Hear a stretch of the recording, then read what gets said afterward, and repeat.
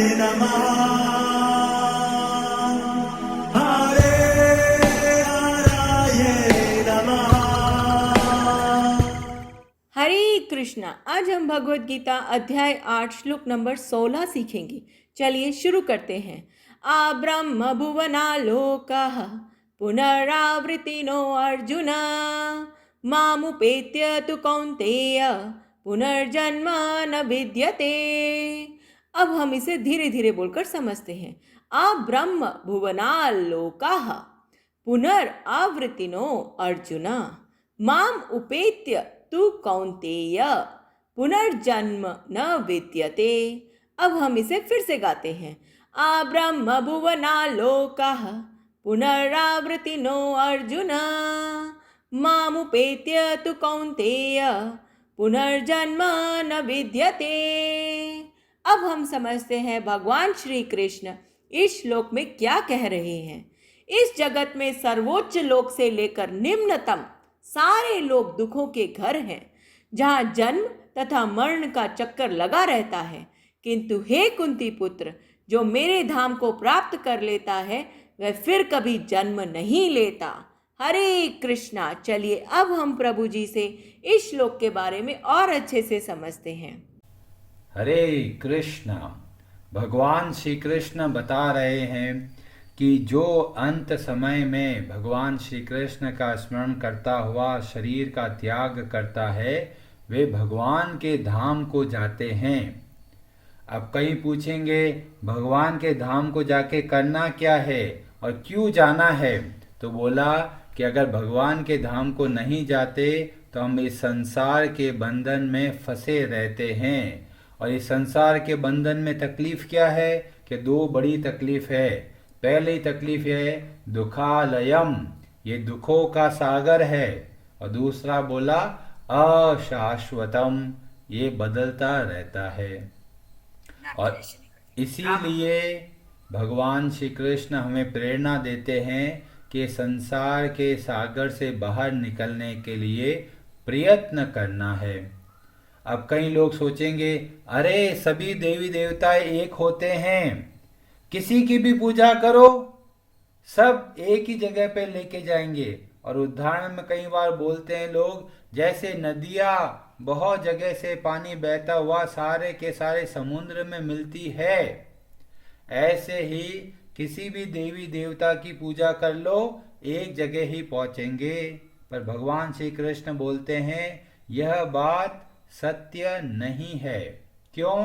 क्योंकि भगवान श्री कृष्ण बोलते हैं आ ब्रह्म भुवनान लोकाः, ब्रह्म लोक से लेकर नीचे तक जितने भी लोक है क्या है, पुनर्आवृतिन। पुनः आवृतिन मतलब बार बार आना जाना लगा रहेगा। और चार तकलीफ हर जगह पे है। कौन सी चार तकलीफ? जन्म, मृत्यु, जरा और व्याधि। तो ये चार हर जगह पे हमें दुख देगा। ब्रह्मांड के किसी लोक में चले जाएं वहां पर भी यह तकलीफ देगा। तो क्या भगवान श्री कृष्ण भी एक देवता है अन्य देवताओं की तरह? नहीं।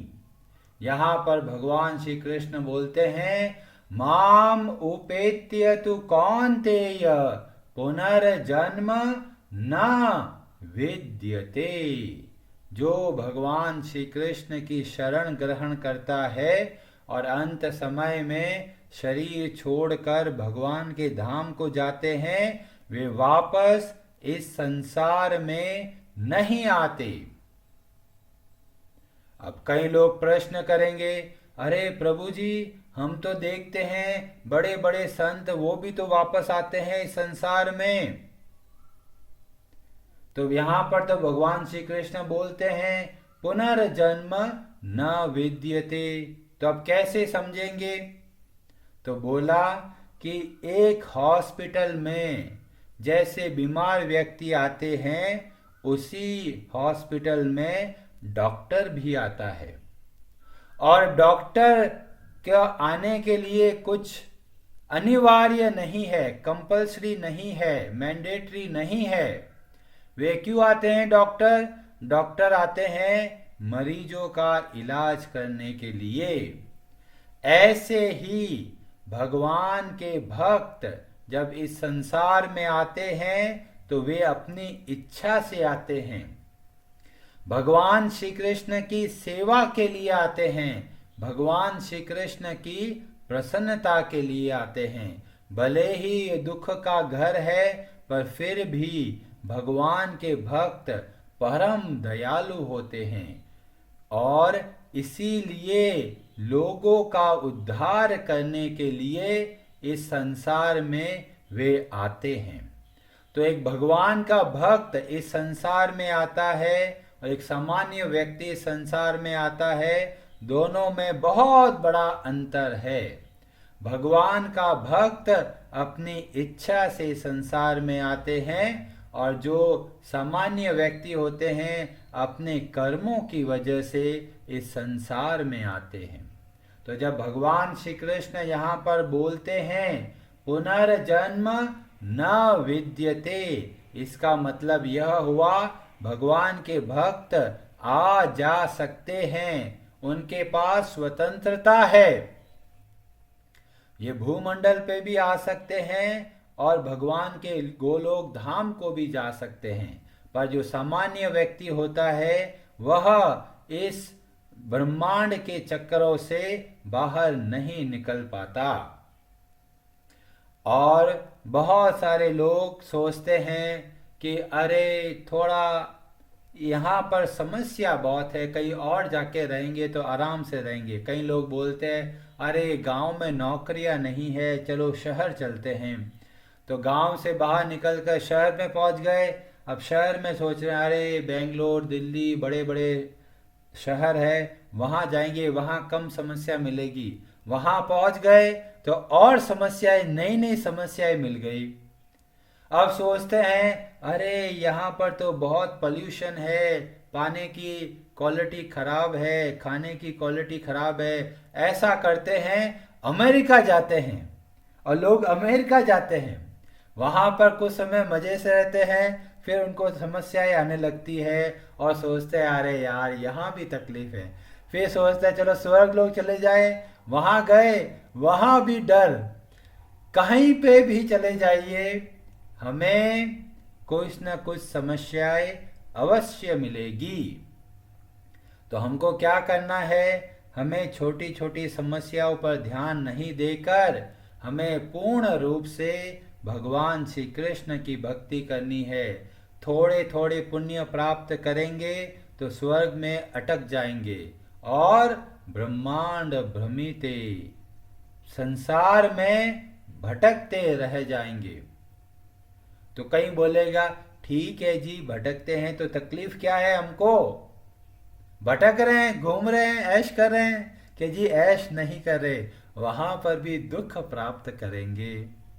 और भगवान श्री कृष्ण हमें मार्ग बता रहे हैं कि वह हमारा लक्ष्य है, उसके लिए प्रयत्न करना है, संसार से मुक्त होकर कार्य करना है। जो लोग सोचते हैं जी बहुत समय पड़ा है जी, बहुत उम्र है जी, कितने ही साल पड़े हैं, तो बोलते हैं कि यह समय खर्च होता जा रहा है। ये ऐसा ही है किसी व्यक्ति को दी एक कार, कि ये कार है, इसमें हमने इतना पेट्रोल भरा है, उतना पेट्रोल भरा है कि आप सीधा अपने जो लक्ष्य है, जहां पर जाना है वहां पहुंच पाएंगे। और गाड़ी शुरू करी है, गाड़ी पे बैठे घूम रहे हैं और उनको पता ही है सीधा रास्ता जाना मेरे को, पर रास्ते में बहुत सुंदर कुछ आवाज आ रही होती है और सोचता चलो ठीक है कहाँ से आवाज आ रही है, थोड़ा दूर से दिखता बहुत सुंदर एक सीनरी दिख रही है, तो गाड़ी को वहां घुमा देते हैं और सोचते हैं थोड़ी देर में घूम के आ जाएंगे। थोड़ी देर में अंदर घुसे और गहराई में, फिर आगे जाके दिखा अरे यह तो और भी मजा है, पर उतना मजा नहीं है, थोड़ा आगे और मजा है। और इस तरह से गाड़ी इधर उधर घुमा घुमा के और वहीं पे पेट्रोल खत्म कर देते हैं। और यह हमारा जीवन भी ऐसा ही है। हम भी ये शरीर दिया है, इसमें पेट्रोल जिसको बोलते हैं समय दिया है, और वो समय हम खर्च कर रहे हैं कहाँ पर? इधर उधर भटक कर सुख के लिए भागते भागते हमारा पेट्रोल गाड़ी का खत्म होता जा रहा है। और जिस काम के लिए हम आए वो भूल कर और संसार के सुखों में भटक गए। कोई जो हॉस्पिटल में जाके बैठ गया मरीज और उसको सोचता है यार हॉस्पिटल को थोड़ा अच्छा बना देता हूँ, थोड़ा अच्छे से सीनरी लगा देता हूँ, थोड़ा एयर कंडीशन लगा देता हूँ और थोड़ा ऐसा कर लेता हूँ, पर ये भूल जाते हैं कि हॉस्पिटल में आए किस लिए थे? अपनी बीमारी को दूर करने के लिए। वह भूल कर और हॉस्पिटल को सुधारने में लग जाते हैं। तो बोला कि सर्वप्रथम हमारी जो बीमारी है उसको दूर करने का प्रयत्न करना चाहिए। तो योग्य डॉक्टर ने जैसा जैसा बताया उसके अनुसार दवाई लेकर और शुद्ध होकर और स्वस्थ होकर फिर आप भले ही वहां पर डॉक्टर बन के रहिए या फिर अपने घर जाके आप आराम कर सकते हैं। तो हमें यह बात भगवान श्री कृष्ण बता रहे हैं, कहीं पर भी चले जाओ, ब्रह्मा के लोक में जाके वहां पर भी दुख मिलेगा। अब कई लोग बोलेंगे अरे ब्रह्मा जी का तो कितना बड़ा समय है कि इतने सारे कलयुग, जैसे एक साइकिल जिसको बोलते हैं सतयुग, फिर त्रेता युग, फिर द्वापर युग और फिर कलियुग, इसको बोलते हैं एक साइकिल युगों की। ऐसे जब कितने ही सारे युगों की साइकिल बीत जाती है तब जाके ब्रह्मा जी का एक दिन होता है। ब्रह्मा जी की आयु इतनी बड़ी है, इतना सुखपूर्वक रहते हैं, तो भगवान श्री कृष्ण बोलते हैं भले ही हमारी दृष्टि से बहुत बड़े हैं पर फिर भी भगवान की दृष्टि से क्षणिक है। जैसे हम लोग सोचते हैं अरे हमारे तो बहुत उम्र है, ब्रह्मा जी नीचे देखेंगे अरे ये तो पानी के एक बुलबुले की तरह है, हाँ 100 वर्ष तो मैं उबासी लेता हूँ, तो 100 वर्ष बीत जाते हैं। और हम लोग सोचते हैं हमारी उम्र बहुत है, और जब हम मच्छर को देखते हैं तो उनकी उम्र देखते हैं अरे सुबह जन्म लिया शाम तक खलास। तो ब्रह्मा जी का समय बहुत बड़ा है पर फिर भी वे शाश्वत नहीं है। तो देवी देवताएं कि जी सब बदल जाते हैं। बोलते हैं एक मनवंतर में जिसमें होता है 71 युगा साइकिल बीत जाती है तब एक मनवंतर होता है, और एक मनवंतर में सभी देवी देवताएं बदल जाते हैं। क्यों? क्योंकि वहां पर मनु बदलते हैं, सब इंद्र चंद्र वरुण सब के सब बदल जाते हैं। और ऐसे करते करते आगे भगवान श्री कृष्ण बताएंगे कितना बड़ा समय है पर फिर भी वह अशाश्वत है। वो समय धीमे धीमे सबको खा लेता है, और इसीलिए छोटे छोटे पुण्यों के चक्कर में नहीं रहकर भगवान श्री कृष्ण की भक्ति करनी है, जिससे कि हम इस संसार के बंधन से मुक्त होकर भगवान के धाम को जा सके। अब जैसे बताया था भगवान के धाम को जाने का मतलब यह नहीं है कि संसार छोड़कर और भगवान के धाम में ही रहना है। चैतन्य महाप्रभु हमें शिक्षा देते हैं चाहे कोई भी जन्म हो भगवान आपकी भक्ति करते रहें, क्योंकि भगवान श्री कृष्ण की भक्ति करते हैं तब इस संसार के बंधनों से मुक्त होकर और बड़े आराम से हम जहाँ पर है वहीं पर भगवान का धाम बना सकते हैं। तो हमें कहीं जाने की आवश्यकता नहीं, घर पर ही आप घर को बहुत उत्तम कोटि का भगवान श्री कृष्ण के मंदिर की तरह बनाइए। अपना जो दिनचर्या है उसको भगवान के संबंध में बनाइए, और यहीं पर जीवित अवस्था में ही हम जीवन मुक्त होकर इस संसार में विचरण कर सकते हैं। और इसीलिए आप सबसे निवेदन है कि जब हम सत्संग करते हैं तो उसका उद्देश्य होता है कि हमें थोड़ा थोड़ा ज्ञान प्राप्त करना है। बहुत सारे लोग बहुत सारी कथाएं पता है उनको, पर फिर भी आचरण में नहीं लेके आते कि जब करो जी, आज ही जब तो घूमते घूमते कर लेते हैं, माला की जरूरत कहाँ है। तो इसका मतलब यह हो गया, इतना सारा ज्ञान प्राप्त किया और फिर भी अभी भी भक्ति में आगे नहीं बढ़ रहे, बहुत सारी रुकावटें हैं।